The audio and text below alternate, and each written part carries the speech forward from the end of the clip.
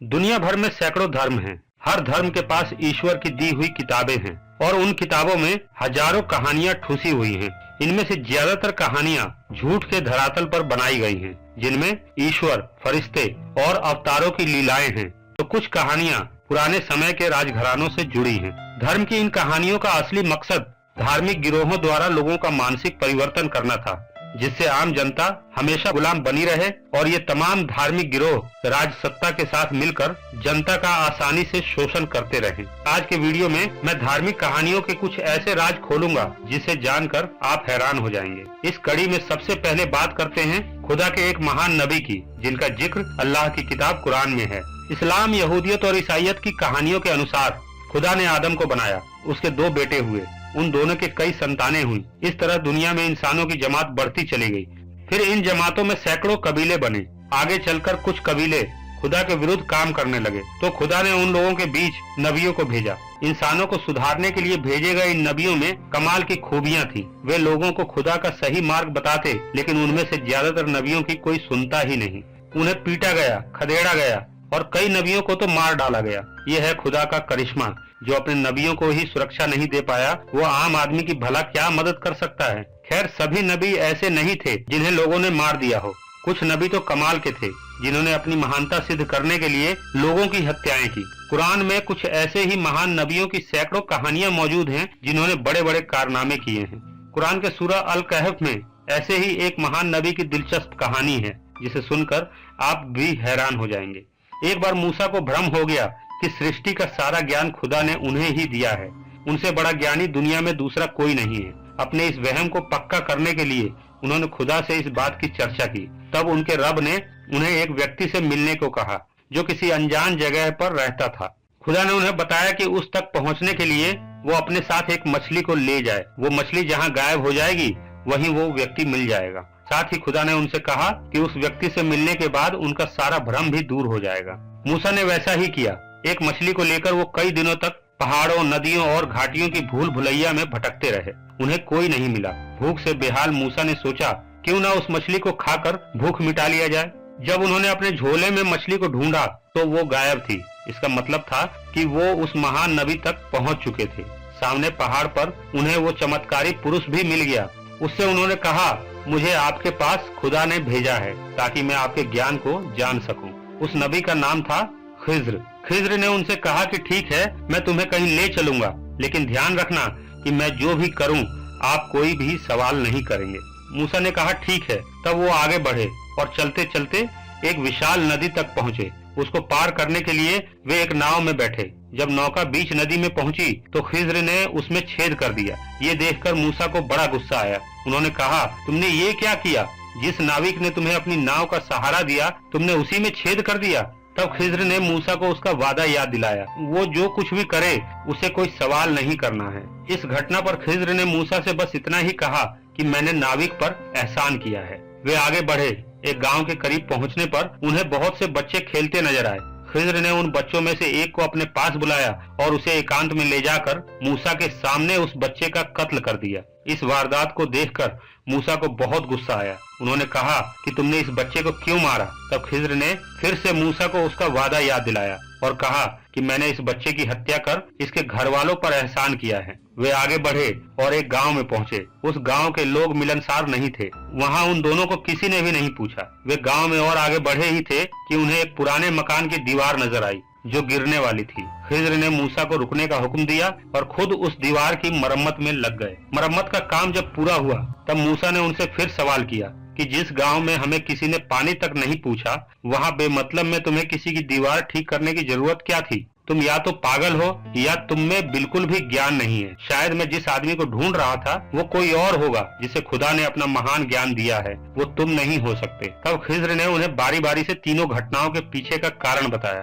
उन्होंने बताया कि नाव में छेद करके मैंने उस नाविक को समुद्री लुटेरे से बचा लिया था, जो अच्छी नावों को लूट लेता है। नाव में छेद देखकर लुटेरा उस नाव को छुएगा भी नहीं। मैं लुटेरे के बारे में पहले से जान गया था। बच्चे की हत्या मैंने इसलिए की क्योंकि मुझे इस बात का ज्ञान था कि वो बच्चा बड़ा होकर अपने माँ बाप को परेशान करेगा। और दीवार को दुरुस्त करने के पीछे कारण ये था कि मैं जान गया था कि उस दीवार के नीचे बड़ा खजाना छुपा है, जो उस घर में रहने वाले 2 यतीम भाइयों के काम आ सकता है। अगर दीवार गिर जाती तो वो खजाना उजागर हो जाता, जिसे इस गांव के मक्कार लोग लूट लेते।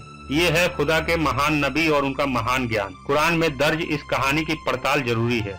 मूसा ज्ञान की खोज में खिज्र से मिले थे। खिज्र को खुदा का दिया हुआ दिव्य ज्ञान था, जिसके कारण वो भविष्य जानते थे। खुदा की तरह वह भी सर्वज्ञानी थे, इसलिए उन्हें लुटेरों के बारे में पूरा ज्ञान पहले से था। उन्होंने नाव में छेद कर एक गरीब नाविक की नाव को लुटेरों से बचा लिया। लेकिन सवाल ये है कि मूसा ने उन्हें जांचने की कोशिश ही कब की कि वे कितने सच्चे हैं। मूसा ने तीनों घटनाओं के बाद खिज्र के स्पष्टीकरण पर ही यकीन करके उन्हें ज्ञानी मान लिया। सबसे बड़ा सवाल तो ये है कि वे नाविक के साथ लुटेरों तक गए ही नहीं तो खिज्र सच्चे थे, मूसा ने इसे कैसे मान लिया? चलो मूसा ने इस बकवास पर यकीन कर भी लिया, तो क्या हमें भी उनकी तरह इस मनगढ़ंत बात को मान लेना चाहिए? असल में मूसा के पास सच में ज्ञान नहीं था, इसलिए वो किसी ज्ञानी पुरुष की तलाश में निकले, लेकिन उन्हें कोई ज्ञानी पुरुष मिला ही नहीं। खिज्र के रूप में वो जिस आदमी से मिले वो जरूर कोई सनकी रहा होगा। उसने हजारों साल पहले मूसा को बेवकूफ बनाया और आज भी ऐसी कहानियों को सच मानकर करोड़ों बेवकूफ बन रहे हैं। वो अच्छा हुआ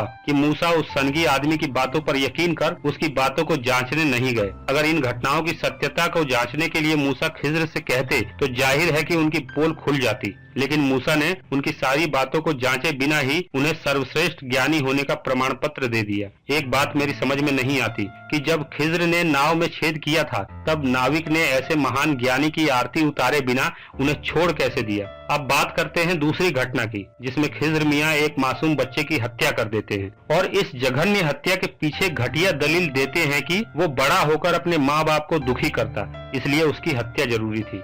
ये बात किसी भी तरह हजम नहीं होती। जरा सोचिए, एक मासूम बच्चे के भविष्य के बारे में खिज्र मियाँ को जानकारी थी कि वो बड़ा होकर अपने माँ बाप को तंग करेगा, लेकिन उन्होंने उस बालक को बड़ा होने कब दिया? इसका अर्थ ये हुआ कि खिज्र मियाँ की जानकारी गलत थी। वो बच्चा तो कभी बड़ा होता ही नहीं, क्योंकि उसकी हत्या तो बचपन में ही हो जानी थी और हुई भी। और उस हत्या का कारण ये था कि वो बड़ा होता तो बुरा आदमी बनता। अरे भाई, तुम महाज्ञानी थे, तुमने उसका भविष्य देख लिया, लेकिन भविष्य में उसके वजूद को तुमने देखा कैसे? जब वर्तमान में तुमने उस बालक का कत्ल कर दिया तो भविष्य में वो किसी को परेशान कैसे कर सकता था? जिस पौधे को वर्तमान में ही काट दिया तो वो भविष्य में खट्टा या मीठा कोई भी फल नहीं दे पाएगा, क्योंकि भविष्य में तो उसका वजूद होगा ही नहीं। खिज्र को ये पता था कि वो बच्चा बड़ा होकर आतंकवादी बनेगा, लेकिन उन्हें ये नहीं पता था कि उस बच्चे की हत्या हो जाएगी, वो भी उन्हीं के द्वारा। अगर उन्हें ये पता होता तो वे ये झूठ नहीं बोलते कि ये बच्चा बड़ा होकर अपने परिजनों को दुखी करेगा। किसी बच्चे की हत्या इसलिए कर दी जाए कि वो बड़ा होकर अपराधी बनेगा, ये पागलपन नहीं तो और क्या है। इस घटना में अगर मूसा खिज्र मियाँ के साथ उस बच्चे के घर जाते और उसकी हत्या के बारे में बताते तो उसके माँ बाप इन दोनों की सारी नबीगिरी जरूर उतार दिए होते। तीसरी घटना में खिज्र ने पागलपन में ही सही लेकिन अच्छा काम ही किया है। 2 अनाथ बच्चों की ढहती हुई दीवार को फिर से सही कर दिया, ये अच्छी बात है। उन्हें बड़े होने पर खजाना मिला कि नहीं ये तो पता नहीं, लेकिन इसके लिए वे जिंदगी भर खिज्र मियाँ का एहसानमंद होंगे। चलिए अब बात करते हैं भारतीय मिथकों में सबसे प्रसिद्ध कहानी की। वाल्मीकि द्वारा रचित इस काव्य रचना में एक बहुत ही महत्वपूर्ण अध्याय है जिसका नाम है लक्ष्मण निष्कासन। इस अध्याय में लक्ष्मण के साथ एक दुर्भाग्यपूर्ण घटना होती है, जिसकी वजह से उन्हें राजसी सुख त्याग कर सरयू नदी में डूबकर जल समाधि को मजबूर होना पड़ता है। आइए जानते हैं इस घटना के पीछे की असली वजह। लक्ष्मण एक विद्रोही स्वभाव के गुस्सैल व्यक्ति थे, साथ ही वह सोचने समझने तर्क करने वाले एक बेहतर इंसान भी थे। लक्ष्मण का यही स्वभाव कुछ लोगों की आंखों की किरकिरी बना हुआ था, इसलिए लक्ष्मण को रास्ते से हटाना जरूरी था। इसके लिए एक ऐसे षड्यंत्र की रचना की गई जिसे जानकर रोंगटे खड़े हो जाते हैं। रामायण के अनुसार जब राम को राज करते बहुत वर्ष बीत गए, तब एक दिन राम के पास काल नाम का एक ब्राह्मण आया। उसने कहा, वो बात परम गोपनीय है, अतः हम एकांत में ही आपको सुना सकते हैं, इसलिए आपको ये घोषणा करनी होगी। लक्ष्मण, द्वारपाल को विदा करके तुम स्वयं जोड़ी पर पहरा दो। हमारी प्रतिज्ञा है, यदि कोई हमारी बात सुनेगा अथवा हमें बात करते हुए देख भी लेगा, उसे हम अवश्य प्राण दंड देंगे। अभी इनकी बातचीत शुरू ही हुई थी कि इसी बीच द्वार पर दुर्वासा ऋषि आ जाते हैं और तुरंत राम से मिलने की बात करते हैं। मुझे श्री रामचंद्र जी से इसी समय मिलना है। अयोध्या के विनाश की बात से घबराकर लक्ष्मण महल में आते हैं और अंदर काल और राम की वार्तालाप में हस्तक्षेप का कारण बन जाते हैं। लक्ष्मण, ये क्या किया?